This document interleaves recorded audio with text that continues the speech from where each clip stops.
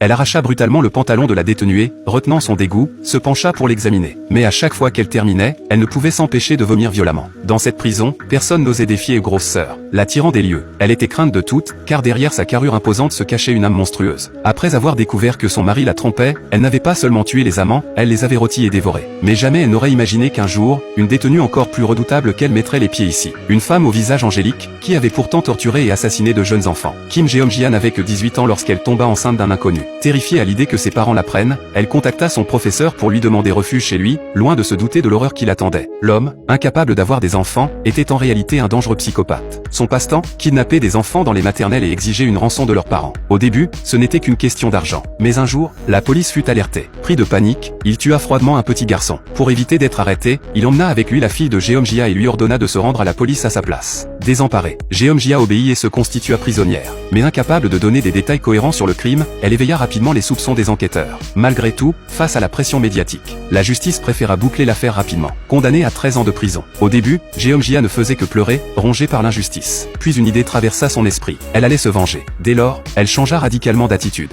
Modèle de discipline, elle s'appliqua à être une prisonnière exemplaire, serviable, docile, exécutant sans broncher les corvées les plus ingrates. Peu importaient les insultes ou les humiliations, elle gardait toujours son calme. Personne ne se doutait que derrière cette façade docile se cachait un plan bien précis. Le jour tant attendu arriva enfin. À sa sortie, un pasteur l'attendait avec un morceau de tofu blanc, un symbole de pureté, censé représenter un nouveau départ, sans crime ni péché. Jeong-jia le fixa un instant, avant de le balayer d'un revers de main. Elle n'avait pas souffert 13 ans pour tourner la page. Elle était là pour se venger. Premier objectif, retrouver Xiaohua. Xiaohua, une ancienne co-détenue. Quand Jeong-jia venait d'entrer en prison, elle était hantée chaque nuit par des cauchemars sanglants. Xiaohua était la seule à lui tendre la main et à l'aider à surmonter ses peurs. À sa sortie, Xiaohua remercia Jeong-jia à sa manière, en lui offrant un relooking complet. Une nouvelle coupe, un nouveau visage. Jeong-jia venait de sécuriser son premier point d'ancrage. Deuxième objectif, retrouver Grande Sœur. Cette femme, autrefois la chef incontestée de la prison, avait frôlé la mort à cause d'une insuffisance rénale. Elle ne devait sa survie qu'à un don de rein, fait par Jeong-jia elle-même. Par gratitude, elle accepta sans hésitation la requête de Jeong-jia, fabriquer une arme sur mesure. Son mari, expert en mécanique, se chargea de la tâche. Le plan de conception, il venait d'une vieille espionne incarcérée. Une femme mystérieuse que Jeong-jia avait aidé sans jamais connaître sa véritable identité. Quelques semaines plus tard, l'arme était prête. Une portée limitée, mais une puissance de feu redoutable.